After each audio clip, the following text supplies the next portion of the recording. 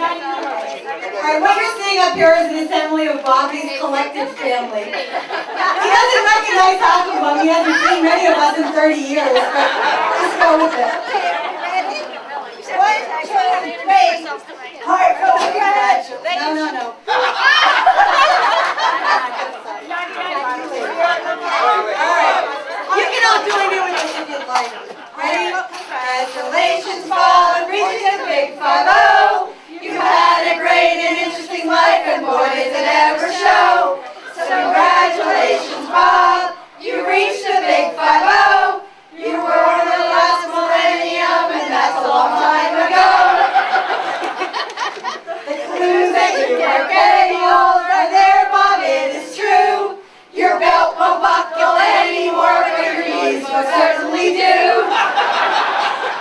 Now you've reached the old age, don't start to dye your hair. Don't think of having a facelift, and don't change the clothes you wear. Don't modify your language, but don't rebel and cause outrage. Decide to do the decent thing, just lie about your age. Enough of all these insults, Bob. We do hope you realize how highly you're respected and how kind you are and wise. For age is just a state of mind, and life can be such fun. And you still know how to party as much as anyone. Let good years keep on coming and never cease to stop, because you have always been the cream of the crop.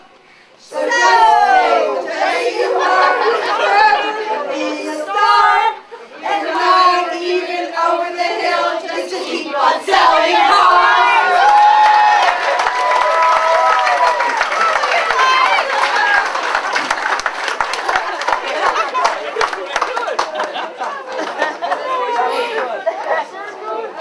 Okay, that was wonderful. Loved it. Loved it. Okay, I'm back. I'm going to hug just a little bit. I don't want to take too much time. We have a lot to get through tonight. He's crying. Okay, but before we move on with the roast, I would like to take a couple minutes to introduce myself, because I'm sure some of you, if not most of you, are wondering, who's Victoria? How long has she been dating Bob? Why is she throwing such a big party for him? They're not even married.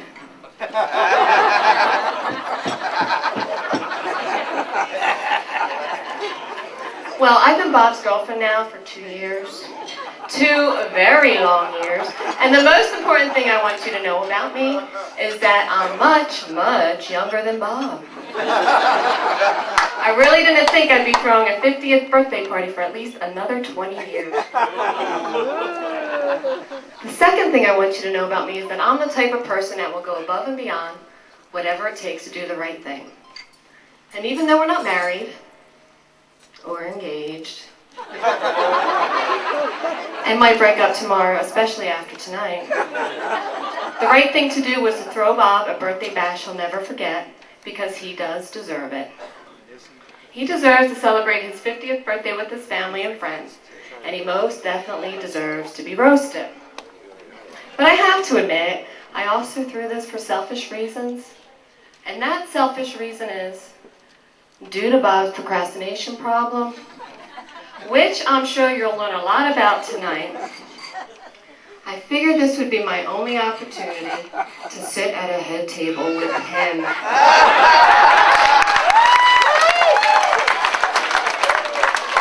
So by this point, I'm sure you're wondering how Bob scored a much younger catch such as me. Well, the funny thing is I caught him first. Over the past few years, I leased a couple cars from Peruzzi, but I never met Bob.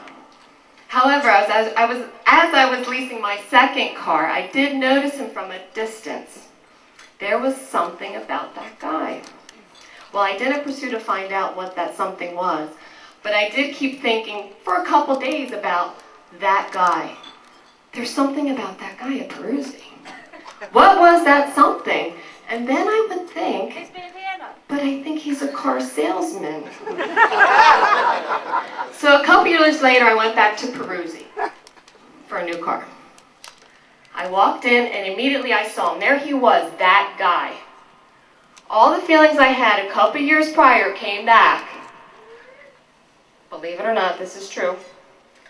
So I quickly walked up to him, all excited. Ooh, what's about, here's this guy. And he looked up right into my eyes. And I noticed big, beautiful eyes. And I actually think time stood still for a couple seconds. And then the first words that came out of my mouth were, "Did you know you ripped me off of my last lease?" So a week later, we were in his office going over some numbers, and something about Bob kept distracting me. All I could think of was, what is that on the top of his head? His hair was sticking straight up, and guys, I'm sure you know what I'm talking about on those bad days, straight up like Kramer from Seinfeld, but much thinner. I couldn't take my eyes off of it. I was laughing so hard, and I felt so bad for him. Well, I think Bob sensed I was feeling uncomfortable, so he started to draw.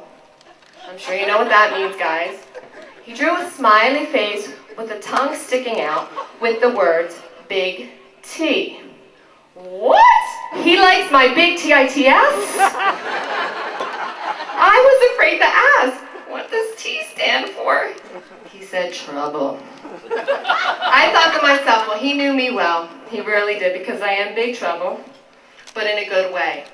So it's thanks to the smiley face, and for a few minutes I forgot about that hair. So out of nowhere, something popped out. I could tell you it wasn't big feet, and it wasn't big hands. It was his big heart. I finally got what it was about this guy. I saw a good man with a big heart underneath that crazy hair. And from there, it's history. I guess you could say it definitely found a way to grow on me, much like a tumor.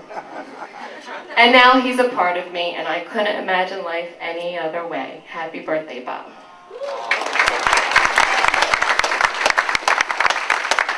Good evening, everybody. As you can see, as usual, I'm not prepared. I have absolutely nothing to say. Could you ever have a better friend in the world than Bob? Anybody that's ever been close, spent some time with Bob, went away on vacations with Bob, played racquetball with Bob, worked with Bob. Everybody knows how sincere his heart is. But that's not why we're here tonight. We're here to roast Bob.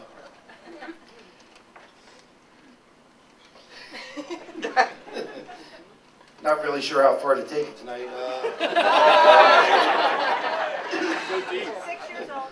Careful. I will start with a couple guys that are in the room. Mike Coyne, you were there.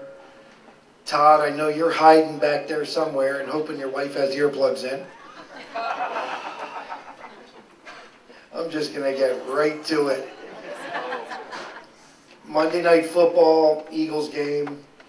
Closed the dealership at about 8 o'clock at night, sold a couple cars. Went right to the Riviera in New Jersey, Gentlemen's Club. Drank a few beers just to watch the football game. About the second half, 10, 15 minutes later, Todd, Mike, and I were looking at each other. Where is Bob? Where did he go? Then a 7-foot guy walks through the door, says, "We have a problem." Bob's right behind him.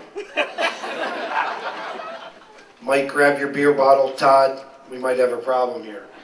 I approach the guy. Bob, get over here. What's the problem? Bob owes us about $80. For what? Bob, what happened? Well, the girl was back there dancing for Bob for about 5 songs. And Bob owes her a little bit of money. Bob, what happened?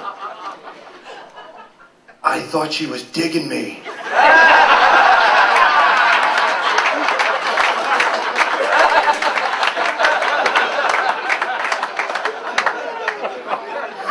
True story.